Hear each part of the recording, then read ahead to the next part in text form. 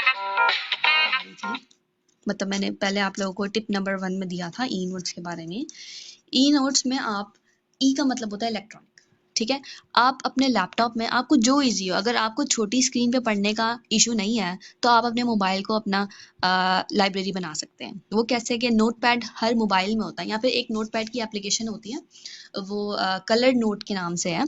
तो उसमें वो क्लाउड से भी सिंक हो जाता है, यानी कि क्लाउड से सिंक हो जाता है, यानी आपके जो सारे नोट्स हैं, सारी इन्फॉर्मेशन है, आप जो भी चीज़ लिखोगे वो एक क्लाउड पे, यानी कि आपकी ईमेल पे सेव हो जाएगा। आप अगर अपना मोबाइल भी चेंज कर लेते हो तो आप उस क्लाउड से रिट्रीव कर सकते हो। लेकिन जो मोबाइल के इननेट एप्लीकेशन वाले नोट एप्लीकेशन होती है, नोट एप्लीकेशन होती है, उसमें ये फ़ायदा होता है कि आप पिक्चर्स भी एज इट इज़ सेव कर सकते हो, आप रिकॉर्डिंग्स भी सेव कर सकते हो। यानी कि आप अगर 5 मिनट का पैच खुद ही रिकॉर्ड कर लो कि मैंने इसमें ये पढ़ा है और इसका जो समरी है इस टॉपिक की वो ये है, अपनी ही वॉइस में रिकॉर्ड करके उसमें उसको सेव कर लो। तो बेशक आप उसमें एक 1 पेजर जो नोट्स होते हैं, हेडिंग्स बना लो पहले, ठीक है, हेडिंग्स बना लो। उसके बाद आपने अगर उसमें कोई रेलेवेंट इमेज डालना है, इमेज डाल दो।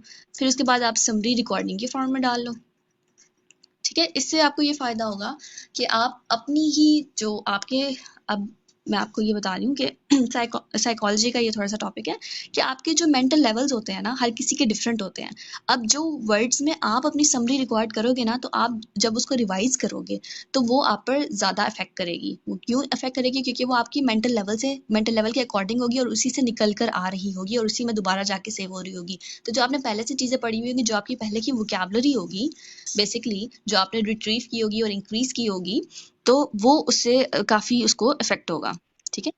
तो उस पर पॉजिटिव इफेक्ट होगा। तो बेसिकली इसको अभी रहने दें, मैं आपको ये बता रही थी कि ई नोट्स में आप उसके 1 पेजर्स जिसको कहते हैं, उसके पॉइंट बाय पॉइंट आप उसको लिख दें, हेडिंग्स लिख दें, बेशक एक लाइन उसकी एक्सप्लेनेशन में लिख दें। अब उसमें आपके बुलेट पॉइंट्स भी आसानी से बन जाते हैं कि आप इस वाली बुलेट में हेडिंग लिख दें, इसमें आप उसमें लाइन लिख दें, फिर इमेज सेव कर लें। कोई रेलेवेंट आपको कहीं से कोई आर्टिकल मिला है और आपको सेव करने का टाइम नहीं है तो उसका इमेज स्क्रीनशॉट लेके इमेज सेव कर लें, और नीचे अगर आपको रिकॉर्डिंग की ज़रूरत है तो कर लें, नहीं ज़रूरत तो ना करें।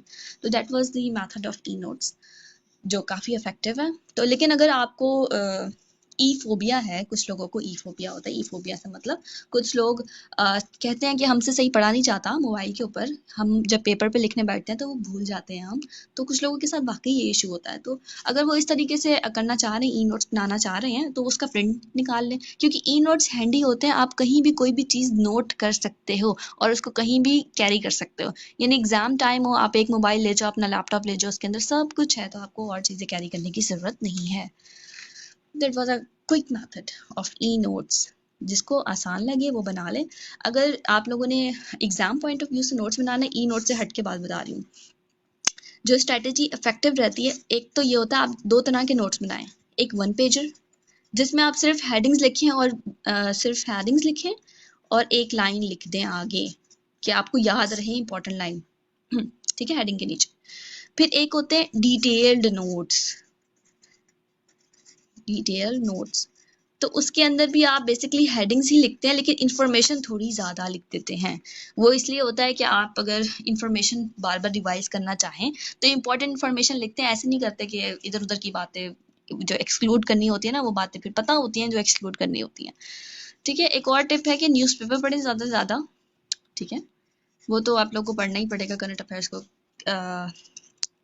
कवर करने के लिए। न्यूज़पेपर पढ़ें, मैगजीन्स पढ़ें, फॉरेन मैगजीन्स पढ़ लें, JWT भी पढ़ लें। बेसिक लेवल पर अगर पढ़ना चाहें तो JWT पढ़ लें। लेकिन JWT और जो ऐसी मैगजीन्स है ना जो बहुत पॉपुलर हैं, उसका मसला ये है कि वो फिर सबके लिए पॉपुलर हैं, फिर सारे ही उसमें से कर रहे होते हैं, तो फिर आपका यूनिक तो ना हुआ मटेरियल। तो आपने तो यूनिकनेस क्रिएट करनी है, आपने तो यूनिकनेस मेंटेन करनी है, तो फिर आपको डिफरेंट सोर्सेज से पढ़ना पड़ेगा। गूगल पे जाएं, कोई सोर्स पसंद आ जाता है तो उसी के अंदर सर्च करना स्टार्ट कर देंगे, ये टॉपिक भी कर लूँ मैं, ये टॉपिक भी कर लूँ मैं, ये टॉपिक भी कर लूँ, ठीक है। तो आपने यूनिकनेस मेंटेन करनी होती है। तो और ज़्यादा से ज़्यादा कोशिश करें, कोई आर्टिकल पसंद आ गया तो उसके इंपॉर्टेंट पॉइंट्स ही लिखें, क्योंकि आप 100% वो आर्टिकल दोबारा नहीं पढ़ेंगे उसको सेव करने के बाद, ठीक है। राइट ओनली इंपॉर्टेंट पॉइंट्स, ठीक है। और एक और टिप है कि एनालिसिस लाजमी करें।